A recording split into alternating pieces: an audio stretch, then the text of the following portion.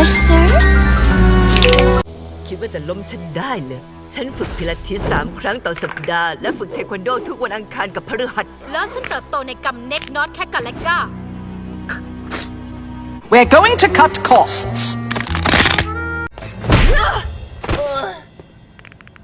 โดนเต็ม諦めた方がいいわギーอย่าทำร้ายหน้าใหม่ของฉัน ผีเสื้อน่ะใช้เปรียบเปรยกับเด็กสาวยะ